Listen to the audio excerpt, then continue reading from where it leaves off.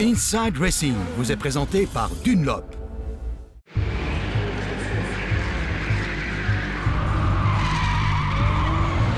Tout est sous contrôle. Drift, slides et sensations. Et voici en accéléré comment on transforme en un rien de temps un pneu neuf en un pneu usé. En fait, le pneu doit résister le plus longtemps possible. Le graining annonce l'inverse. Mais de quoi s'agit-il exactement? Le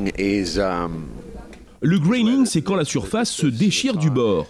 Des nervures apparaissent et le pneu ne peut plus travailler correctement avec l'asphalte.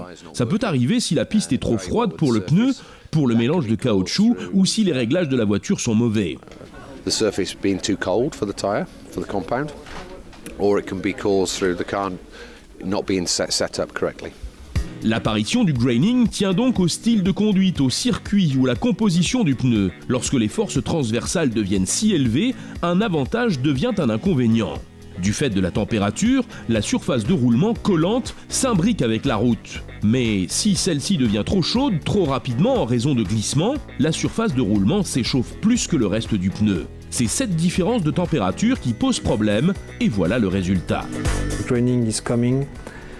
Le graining apparaît en cas de force transversale très élevée que le pneu ne peut pas absorber, soit parce que la composition est trop souple ou parce que nous n'avons pas la bonne adhérence du fait des conditions trop froides ou de températures mal adaptées ou trop faibles de la surface de roulement. En général, le graining apparaît à l'avant.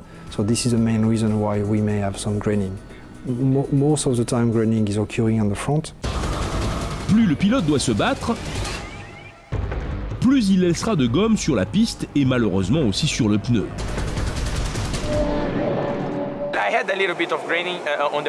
J'avais un peu de graining à l'avant, à gauche. Le graining apparaît quand l'adhérence ou la température sont trop faibles. On tourne, un léger sous-virage apparaît, les pneus glissent et le pneu devient, grainy justement. Et on sent le graining quand on commence à glisser. Yeah, grainy. I mean, that is, you have to see, but it comes a little bit of grainy on the tires and it shows you have a little bit of sliding. En glissant, le pneu perd effectivement sa couche superficielle par rapport aux couches inférieures froides, pratiquement comme une gomme. Et comme les morceaux sont chauds, ils restent collés et s'étalent sur le pneu, ce qui donne un pneu couvert de minuscules boudins de caoutchouc très difficile à manœuvrer. La voiture sous-vire de plus en plus et amplifie cet effet.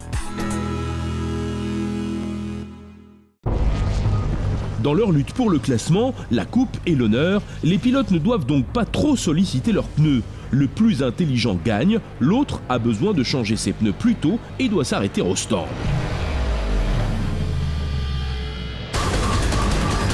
Les pneus sculptés souffrent aussi de l'usure.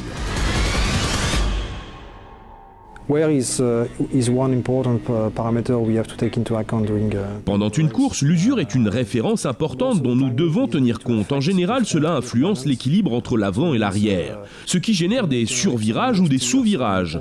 La voiture ne se comporte donc pas de manière linéaire et devient plus difficile à maîtriser pour le pilote. L'usure apparaît en partie après quelques tours.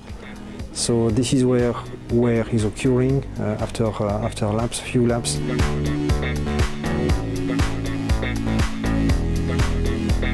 Lorsque les pneus sculptés glissent sur l'asphalte, les arêtes des sculptures s'usent trop rapidement et s'arrondissent. La précision directionnelle est amoindrie et les pneus se décomposent littéralement.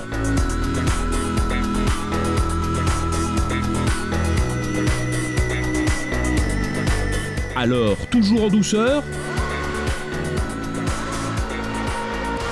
Non, mais préserver les pneus en course peut être judicieux. Bon, d'accord, quelques exceptions sont permises.